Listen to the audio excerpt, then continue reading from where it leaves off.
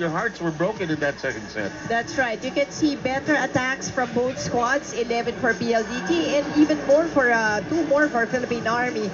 Pero sa blocking, pantay lamang. Sa aces, pantay lamang. Ano na naman ang naging disgrasya ay itong errors na naman ng Philippine Army. Many of which nanggaling na naman sa ating service. Yung sa kanilang service. Rachel Andak, is halimbawa, mga errors. So they have a total of 20 errors already, aside from the 11 that happened in the first set. Boy, that's too many in a game. Yes, correct. That's automatically 20 points you're giving away to the other side.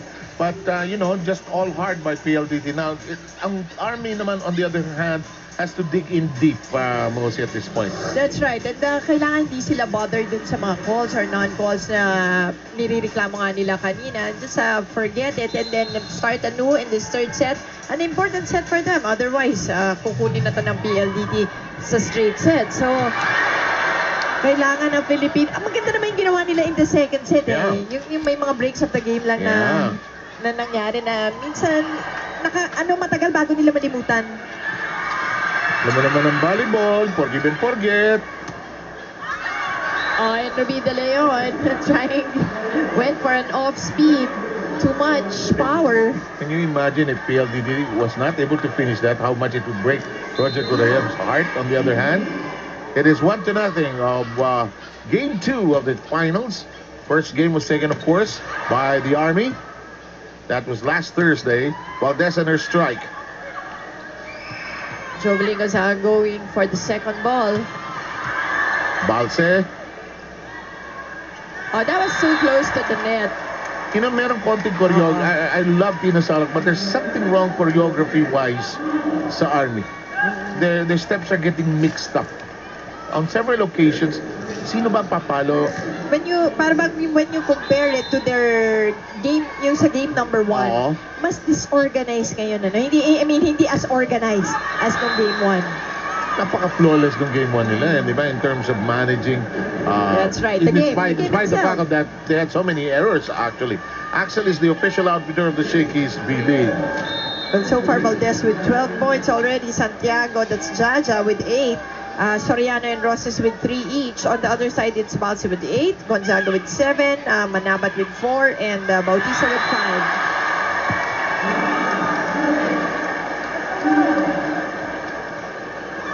Such a rare find for Philippine volleyball, Eliza Valdez. You can give her all kinds of sobriquets and none will fit, I tell you. You can call her phenom, you can call her anything, it won't fit.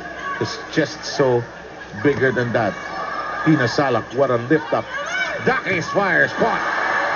Twice already for Dakis, so they go to the other side. Gonzaga. Nakipagsuntukan si Charo Soriano doon. Great floor defense by the two squads. Yes, indeed. Oh, but Gonzaga throwing that away on a long hit. Pati si Jovelyn medyo off.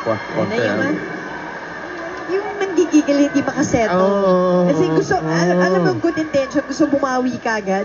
Kaya lang may gigil factor. Yes. Gusto manalo today. Gusto na mag-sell. Gusto, yung sabi nga sa report ni Rina kanina, ayaw na mag-practice next week. Ruby De Leon with a wasted serve.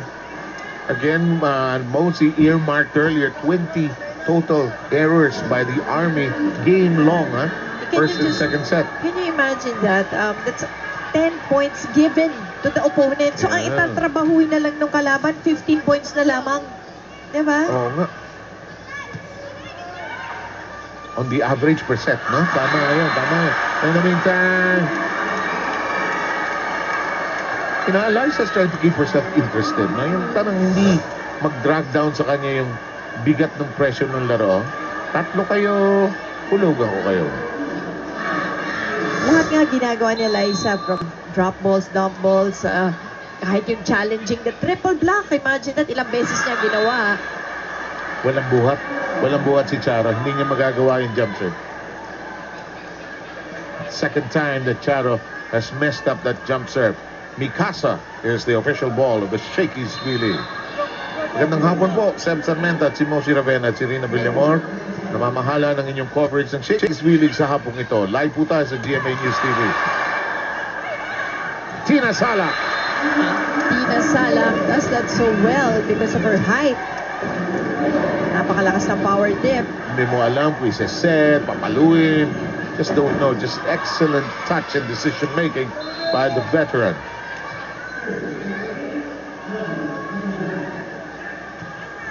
Gonzaga service safely across the net. Jaja whips it against the block. Jaja Santiago getting that point off the blockers of the Lady Troopers.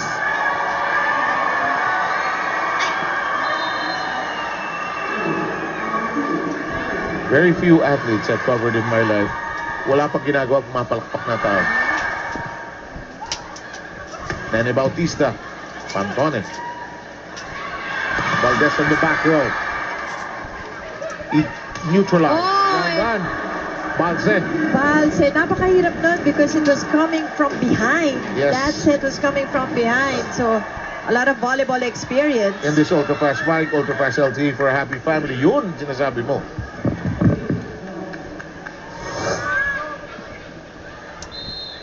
Alam mo, itong crowd nito has been here since 11 na. Again, thank you sa lahat ng nanood dito Oo, sa San Juan Arena. At mga nanonood pa sa kanilang mga telebisyon. Oh, great save! Nag-drills yung dalawa. Tinaas. Paluin, alanganin, out. Sayang yun. Ang ganda nung pick-up ni Dakis at ni Gonzaga doon. Na-effort yun. Yun yung ayaw bumitiw, di ba? Hindi bibitawan yung point. Kaya minsan nanghihinayang tayo dun sa mga nagkakatinginan na or mga bumabagsak na yung bola. Sayang ba? 6-all. Ano to? Hindi ata tama yung play na yun. Ayun! Tinusukan sila ni Jaja. And no one there to block her. Not a single blocker from the Lady Troopers. You know, when Jaja gets full extension, and it's almost like 7 feet or more. Oh? From a height, 6'5" na siya, plus a little more. Sabi siya, walang patay na ilaw sa bahay na Santiago. Ito pang isa sa mga Santiago. Oh. First Manabat na. That's Indeed Manabat going for the 7-0. hit. Well, they were so cute earlier, all the girls, while they were waiting for their awards. There were a lot of babies there, remember? Kanina. Ay, yan, bagay sa inyo yan. But they really looked very, very motherly. That's not motherly. And Ruby De Leon just maximizing Jaja Santiago in front. And we are into our technical timeout, the first one for the third chapter. Back with more V-League after this. GMA Public Affairs social media sites you can visit for more information. Let's go to Rina now.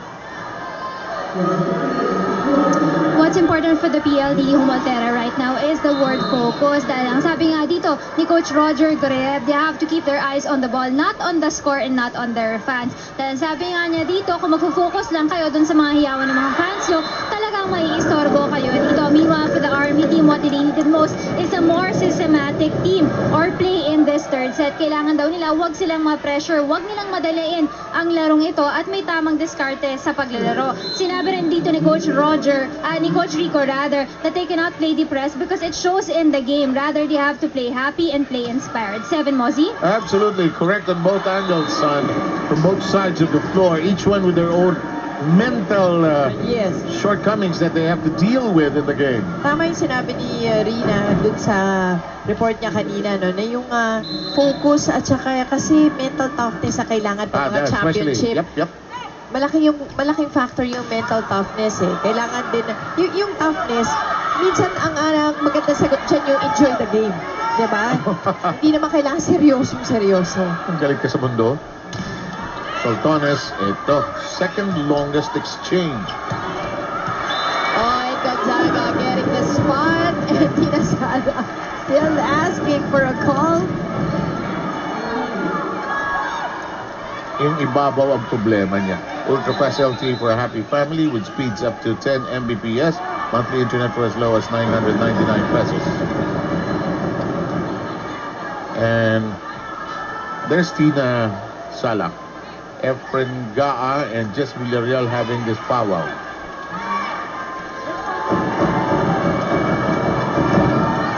Tina feels frustrated because, especially in that second set, she might have felt that they have lost some points because of the calls. And she's still there, actually.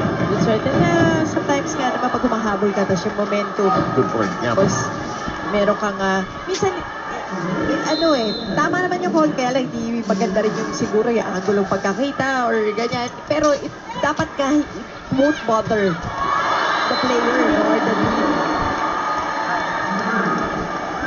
You know, Eliza Valdez is like an impending storm. There are storm signals, you know it's coming, and then when it's there, you don't know what to do. Especially when the triple block is not there to interfere with what she wants to do. Alam mo, partner, kinakapos na naman sa atake ang Philippine Army. PLDT already with 8. Philippine Army with 3. Dakis hasn't really gotten going here. Back row anticipated. That's right. Well read by Soltones. Soriano has to scamper and she's hurting. Tinaas. Oh, but for a second ball, Revita Leon was trying to run after it, pero nahuli na siya ng bahagya. You know, Charo Soriano's just forcing this. You know, she's limping. She'll probably just stand there to be able to help. She's checking the signal from Ruby De Leon. 2-point lead by the Army.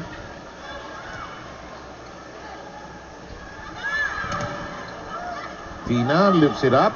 Becomes a set. Balse. To Roses Valdez. Salakdakis. Playable. Oh, great core defense from PLDT. Combination. To Roses playing excellent coverage. Valdez to the back row. Now you can see si Charo Soriano is really hurting. Yes. Pag bagsak niya dun sa isang talo dun sa sequence na yun. Ayan na. She cannot move. She can hardly move, really. Dak is finally making a clean connection there. It is 12-9 in favor of Army that is down in the set count 2-0.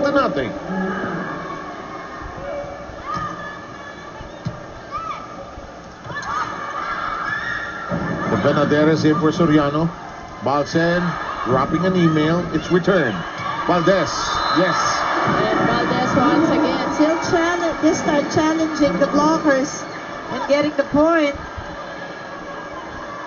Valdez is just unstoppable at this point. Ilan na siya? Check natin yung maya-maya. May 20-20 na siguro yan.